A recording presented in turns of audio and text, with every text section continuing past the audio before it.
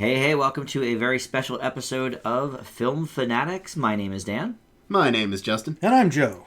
This week we go back to the future with Michael J. Fox and the trilogy of all trilogies, I would say. Whoa. So the first Back to the Future came up in our Oscar A to Z. It was nominated for Best Original Screenplay for Robert Zemeckis and Bob Gale. The other two, however, were not nominated for anything in major categories.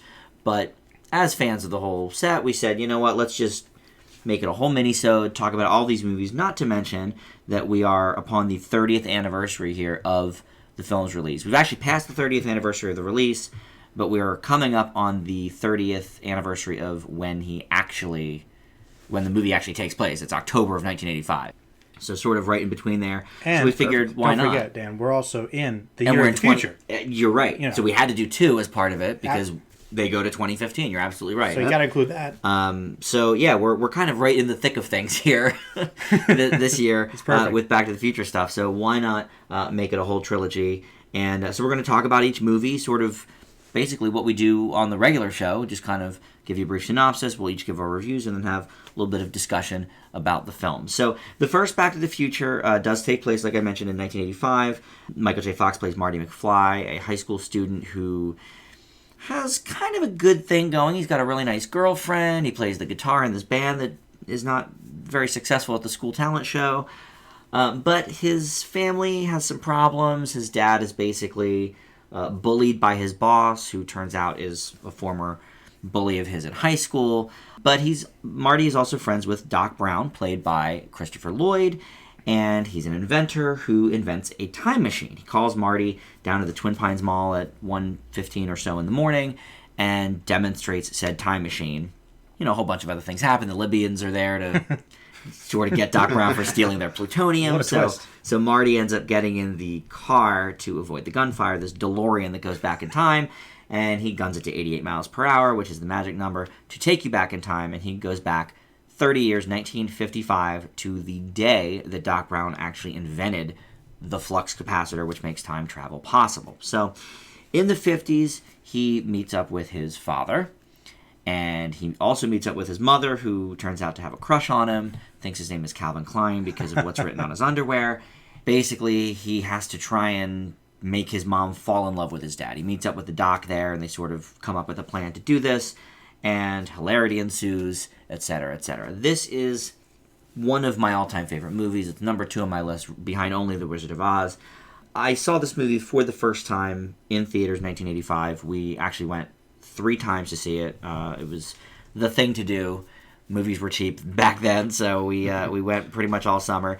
And my dad, big sci-fi fan, is akin to Joe here, but he avoided this movie for a long time. He said, this doesn't seem like sci-fi to me. It seems like they're joking around too much. I don't want to see this. After the second time we saw it, we were like, Dad, you gotta go. He loved it like the rest of us, and since then, absolute staple in my household. You mentioned that to me before, and I always thought that was really interesting because it kind of brings up the perception of science fiction. I think how the 80s was kind of like a big boom for the resurgence in sci-fi Yes. into being more mainstream. You had Star Trek coming back, plus things like Back to the Future, Aliens, Terminator, etc. It really was this big boom. But it's interesting, before then, even though oftentimes science fiction was really cheesy with the silly effects and everything, the subject matter was almost always incredibly serious. Yes. Even if it was corny, it was always so dramatic. So for something like this to embrace that comedy so wholeheartedly, it must have been really interesting for him. Well, and you mentioned some of these other things like Alien and stuff. Mm-hmm. My dad was never into the mixing of the sci-fi. Mm-hmm. He didn't like it if it was too action heavy either. Like he didn't really like those movies. Doesn't really like Terminator. Mm-hmm. He likes a straight ahead like Twilight Zone, Star Trek, Outer Limits type sci-fi. Which were all really serious. So more or Yes. less atmospheric, you'd say. Yeah, I would say that. And so, I think to him, he saw this as too hokey, too jokey, whatever. But as anybody that has ever seen Back to the Future will tell you, it can convert even the most doubting of Thomases. This movie is fantastic. The performances are great, and really most of the cast giving a dual performance with a 1985 persona and a 1955 persona, specifically Leah Thompson and Crispin Glover as Marty's parents. Doc Brown is sort of obviously an adult in both situations, so he doesn't change that much, but the two of them change dramatically, and just the camaraderie between Marty making friends with his father, pushing away the advances of his mother, meeting young Biff as, he was bullying his dad and everything. It's just the dynamics are great. The music is great, of course. Great Huey Lewis soundtrack and the score as well. A lot of humor that really is kind of like more of the subtle variety. Like when Doc Brown freaks out because Ronald Reagan is president in the 80s and starts rattling off, other people that, Jane Wyman's the, first lady or whatever. And just, random stuff like that just makes it work. And we watched the trilogy. Well, we watched the first two in the trilogy as a group here. I think there was something, I think it was the first one, where Joe, you and I, who've seen this movie dozens of times, saw something that we never saw before. I can't remember what it was exactly, but we were both like, I don't remember seeing that before. I think it's when he first goes back in time, there was like something about... You're right, it was when he first goes back to the 1955. Something in the background or with his costume. Or one of the signs on the town square, or something. But that just shows you the power of this movie. I mean, you can see it 50 times, and there are new things to enjoy every time. I mean, it's an easy A+, but I want to hear what you guys think of it. Justin, let's go to you next. You have seen this by far the least of the group. Surprisingly enough, yeah. So let's hear about Back to the Future for you. Only 3 times in. That's correct. Yeah. Oh, wow. That is correct. Definitely needs to be more, but yeah. Everything in due time, right? Yep. Now, for me, this is honestly the full package of when it comes to blockbusters, and a reminder to, I would argue, to contemporary moviegoers what it means to be a blockbuster. Yes, it can be escapist entertainment, but it can also be really smart, really funny, and keep you engaged throughout the entire thing and have some razor-sharp writing, which I think the Best Original Screenplay nomination is completely warranted. Oh, for sure. And then some. I mean, it's engaging. It's armed with a plethora of memorable moments and dialogue that I mean, I'm on time number 3. I'm shocked. I'll be shocked what I find on time number 10 for multiple viewings, just trying to catch everything that's in this movie. Michael J. Fox is always great. So is Christopher Lloyd. And it's really just continues to show that it started a great road for things to come. But then again, where this one was going, it didn't need roads. I leave with an A+. And the time travel kind of makes sense. I mean, you could find some holes in it, but for the most part, it's pretty contained, and it all kind of makes sense. I mean, that's the thing with time travel. No matter what interpretation, it's never going to always make sense. No matter the interpretation, there's always inconsistencies. The big thing is, does it make sense in its own politics? Right. I mean, Back to the Future... Yeah, it's got to follow its own rules. Yeah. Back to the Future works. Project Almanac, not quite so much. Well, one of my big problems with it, for sure. But Joe, how about Back to the Future? Well, that's definitely one of the big strengths of the movie, is that you're right, contained within its own narrative, the time travel actually does work very well. There aren't really any real major holes in it, which for a time travel movie is very rare to say. Mm-hmm. Like, really, Back to the Future is one of the few examples where you can't really nitpick too much, and why would you want to? Yeah. The movie's just so much fun, it doesn't really matter. And I was thinking to myself, I wanted to ask you guys, I personally think that Back to the Future is one of those movies that is an example of just pure, fun, blockbuster movie magic. It's just one of those unique kind of experiences. And why do you guys think that worked so well? Like, is it just the chemistry? Because when I was thinking, if I had to boil it down to just one aspect, I think there's just so much energy. Mm-hmm. Like, everyone has so much energy together within the whole film. It never loses its pace. It always keeps you engaged and interested, and it's always fun. Well, I think part of it has to do with the era that it exists in, because there is no real CGI in this movie, and there's no heavy action scenes either. It's very story heavy and character driven, and we see that maybe once a decade in a big summer blockbuster. Jurassic Park, E.T., which was only a few years before this, but I mean, since Jurassic Park in 1993, I can't think of too many that sort of follow that lead and stand the test of time. I mean, you could show this movie to a 6-year-old today. What was I, 8 when it came out? You could show this movie to an 8-year-old today, and they would, I think, enjoy it as much as I did in 1985. I mean, it's very 80s, and there are certainly going to be some dated references, but not too many, surprisingly. No. I would say Back to the Future 2 has the more dated references, but in the first one, I mean, I would say the kind of dated angle really comes in mainly when he goes to 1955 and there's 85 references. That's true. When they're actually in 1985, there's not too much. I mean, Dave works at Burger King. That's still a thing. You know, they're watching The Honeymooners on TV. That's plausible. And there's something about those types of movies from the 80s. I think it is mostly with the big blockbusters and sci-fis. I mean, one of the best examples for me is RoboCop. It's extremely 80s, but it's still kind of timeless in a way, which is hard to pull off. I don't know what the formula is with that. Well, I think in the case of RoboCop, it has more to do with the fact that its thematic elements are more timeless. Yeah, the 80s media commentary is certainly dated by today's standards, but a lot of the things that they're covering still very prevalent. And I think the core narrative of Back to the Future doesn't tie itself down with those sort of things, really. No, but there was I did want to come back to your question, Joe, because I think it's a very good one. Okay. I think it's not only the blockbuster component, but I also feel like it's such a major contrast from what most audiences, I feel like, were used to regarding science fiction.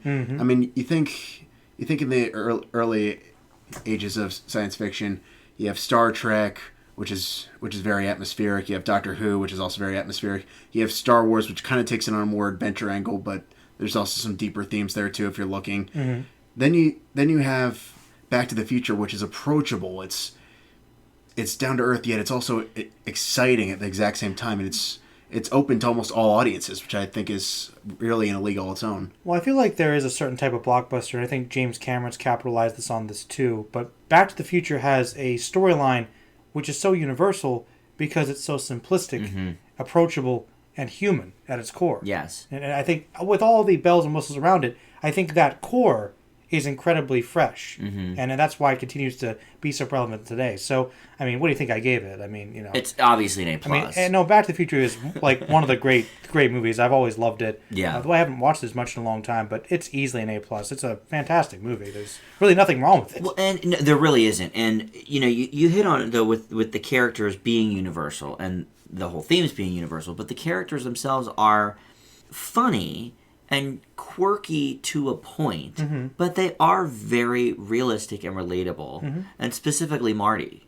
I think. You know, Doc Brown obviously is the more kooky, but, you know, if you're friends with a crazy mad scientist type doctor, then I guess that's what you get. And that's one aspect that I always thought was kind of interesting about it as well, is that how many films, especially from that time, would have a core friendship or even like the early development of bromance between several generations of men. I mean, not many. This kooky old man with a teenager would be very rare to be that accepted without being seen as strange, but they were just friends because they were friends. Yeah. And that's just kind of awesome to see something unique about the film as well.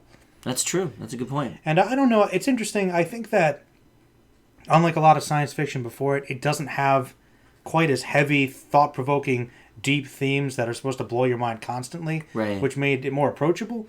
But there are still some important ideas there. I mean, you know, just messing with destiny. I mean, there's some very heavy stuff, especially when you get into the second movie. I mean, Back to the Future isn't afraid to ask those kinds of questions in its own unique way. No, it's very much you can have your cake and eat it too, but you got to be smart about it. Yeah. And what really helps with that is these relatable characters and a story that keeps moving and makes sense in its own politics and mindset. We see a movie that's science fiction in the regard of how it's coming together in terms of futuristic technology, but is also fun and also very humorous in the process. Right. Well, and you both have sort of mentioned this, and I guess I did when I was talking about my dad, but this movie does sort of defy genre, and I think a lot of the best movies do. I mean, if I think back to my all-time favorite movies, you know, you look at The Wizard of Oz, yes, it's a musical, but it's also an adventure story, and it's also got comedy in it, and this was on the shelves at Hollywood, the Back to the Future films, in the comedy section, not in the sci-fi section. But you know... But that's also appropriate. I could see it in adventure. I could see it in action-adventure as well. Sci-fi, fantasy. Yeah. And I think that... Family, absolutely. And I think that all the greats do that. I mean, look at the Goonies. There's another one, you know, from that same era where you could put it in a lot of different categories, and that does make it more approachable and appealing to many people. So with that, let's move on to the second in the trilogy, Back to the Future 2. Justin? Taking place only a few moments after the last film ended, Doc Brown whisks Marty McFly and his girlfriend into the glorious future of 2015, complete with hoverboards, fashion on the inside out, and the number of sequels for the movie Jaws being in the double digits. Very different from today. All with the goal of trying to prevent the imprisonment of Marty's son. However, when Marty gets the idea to use a current almanac for personal profit, the DeLorean ends up stolen, along with his idea, by his nemesis Biff, and the two race off to 1955 to undo the damage done. This is what I like to consider a common issue / gripe with a lot of sequels. The same story with a bigger budget. It's not necessarily a bad thing, especially in this case. Not entirely. I mean, Evil Dead 2, basically the same story as the first one, a lot more money. Mm-hmm. Desperado, basically being a bigger budget remake of El Mariachi, but it is incredibly noticeable. The biggest issue for me with this gripe is the futuristic component of it is really compelling and a lot of fun. But once we jump back to 1955, that sense of wonder and intrigue gives way to more or less the same material. It's fun, and obviously it's Back to the Future, so it's got a lot of charm to it. But it's all seen before in the original, and we've seen it done better. That said, it still leads up to one of the greatest cliffhangers of all time in movie history. I leave it with a B+. Joe, what about for you? Well, this is where opinions might deviate a little bit, which I kind of suspected. Back to the Future 2 seems to do this to people. This has always been right up there with me with the first movie. It really has been. And I think I like the fact that, you're right in some aspects, they do kind of recycle elements of the first plot, but the fact that they have to balance another timeline with it, I think is even more impressive, considering how well they were able to keep everything intact with the time travel in the first movie. And I think overlapping the second story onto that, it's still pretty impressive. And I also have a preference for the dark dystopia. I mean, I think Back to the Future 2 does get very dark in its own way, and I think it has arguably the highest stakes of any of the movies, which is definitely something to notice. And I think it also helps establish Biff as one of the greatest villains in cinema. I mean, he was pretty bad in the first movie, but we get to see how terrible he can be in the second. And of course, it has some of the most iconic aspects of the trilogy. I mean, the hoverboards.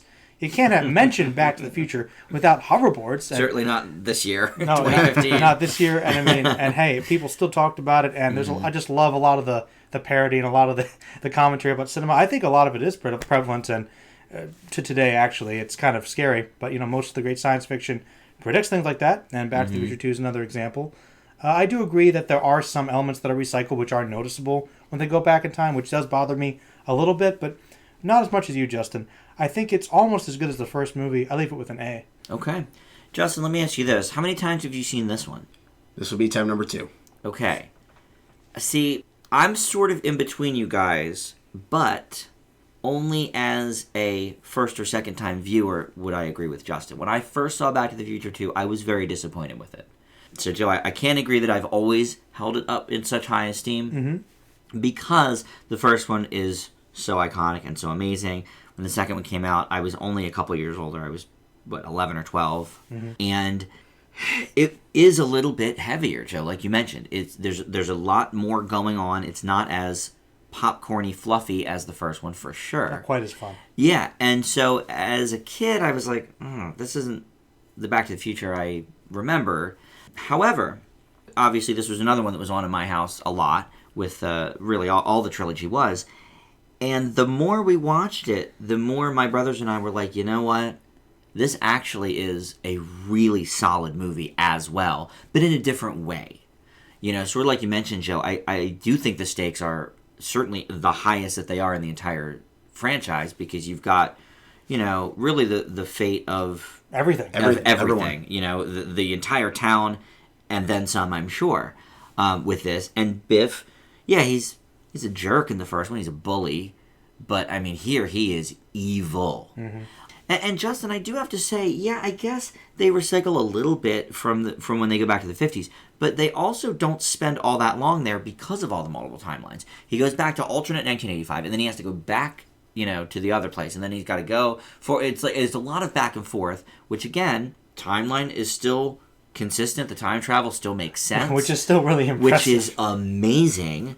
So I give it an A as well. But I do have to admit, Justin, after just a couple of times, I didn't really care for it as much. Now, of course, I also wasn't as analytical about movie watching back then as you are now, obviously. Right. But there really is a lot to be said for this movie. It isn't just a recycled plot.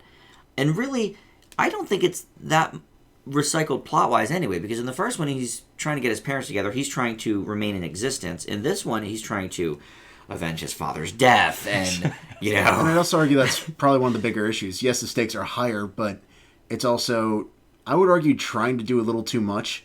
Possibly. Maybe a little. I mean, alternate 1985, definitely different, but they're still sort of the same motifs, okay? Time damage has been done on a tremendous scale. How can I fix this? So I'll spin it this way. It's not bad. I mean, I had fun watching this. Mm-hmm. I'll be honest. The first time round for Back to the Future 2, I thought it was close to the original. It wasn't the same, but I liked it. Second time round, a little bit less. Really? Yep. Oh. Well, that is both disappointing and surprising, because I find it better on each repeat view. Well, mind you, I'm only on time number 2. So how much that opinion changes, I don't know. Hey, as we've established these movies, you can watch them a lot and get a lot out of them. So, yeah. You know. Well, especially some of the callbacks. I mean, because obviously people were so fanatical about this first movie. It stayed in theaters for a good year, and people went to see it, obviously, multiple times. So, you know, the callbacks to 1, and then, you know, in 3, the callbacks to 1 and 2 are really, they're great Easter eggs, because they don't take you out of the movie. They're not, like, so obvious, but they're really good callbacks, like when he wakes up on the 27th floor, for example. So, yeah, I really, the more I watch 2, absolutely the more I like it. This was, for a while, for me, the worst in the trilogy. I've heard that from some people. Yeah. But it is divisive, though. You're right, Joe. It is. Actually, both the Back to the Future sequels are kind of divisive, I think. Yeah, I would say that's true. Although I think 3 is probably better enjoyed on the whole. Probably. That's true. 3 works best in context. However, I feel like the debate has kind of... I mean, you made a very good point earlier this year, Dan, which is... I feel like the opinion between 2 and 3 is very much switched over time. When I was growing up, it was definitely 2's the least good on the whole. Now it's more or less 3. I'm not quite sure why the shift is happening, but I think it is. You're right. I think the shift is happening, to be honest, because I think 2 is better written than 3. I think 2 is, and obviously we'll get to 3 here in just a moment. Maybe we should get to 3 first and then compare and contrast. Okay, that's fair. So, Joe, why don't we go to you for Back to the Future 3? Well, and that was actually a point I was going to make. Basically, just as a brief synopsis, as Justin mentioned, Back to the Future 2 does end with one of the greatest cliffhangers. We get a telegram, from Doc Brown, and we find out that McFly has to go back to 1885 in the Old West to save Doc Brown from being killed by one of the ancestors of Biff. Of course, the line of classic Biff Buford just canon interlocked with the McFlys in this integral battle of good and evil on a universal scale. So one of the great battles of good and evil there. So basically, that's the plot of the movie. And Marine Steam Merchant serves as a love interest to Doc Brown, which is, as you know, I love those forced romantic subplots, which were like, kind of annoying, which is one of the aspects of the movie. But I will get to the positives. Back to the Future 3 is fun. It's a good time. There's no denying that. I think the Old West setting is great. I think there's a lot of good jokes here. And I think that a lot of the comedy does work pretty well with it, even though it's radically different than the other 2 movies. I also feel like it's kind of going a safer route by just sticking to the Old West theme. I don't know why. I mean, it's cute and it's likable, but it just doesn't feel quite right to me. It feels too safe, which is one of the things about it that always kind of bugged me. But even putting that aside, there's still some great lines. Everything else works. It's a great ending to the trilogy overall for the narrative. So I can't really say it's a bad movie at all, but of the 3 movies, I always felt like it was just a little bit safe. And so I leave it with the lowest grade of an A-.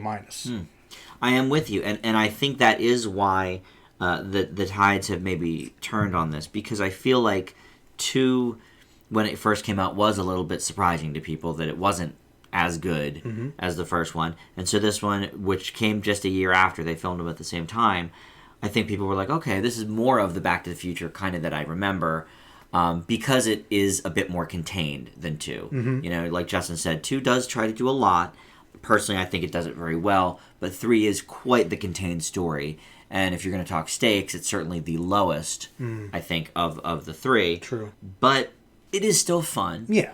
The Mary Steenburgen subplot of the Clara Clayton, the school teacher, is fun. It's nice to see Doc Brown having his own sort of romance subplot. Yeah, it's fine. But, yeah, it is the weakest of the 3, I would say. I would still give it an A-, but it does teeter on that A, because I did used to love it. Mm-hmm. But it is sort of like, at that point, a little bit going through the motions. It knows what it is at this point. Well, yeah, and I would say if you're going to talk about the movies repeating themselves, I mean, 2 is the first time we see Marty playing multiple characters of his of the different generations. Right. Here we see that again, in the Old West, at the McFly farm.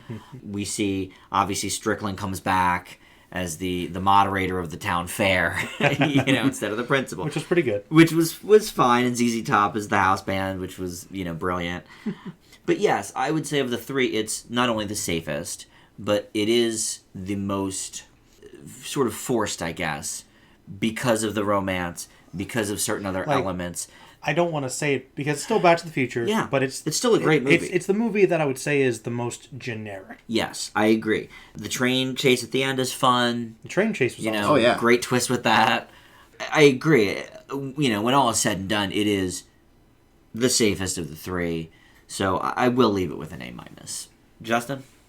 Well, I think this is perhaps the first real case anyone ever saw of a trilogy wrapping everything up so nicely. Mm-hmm.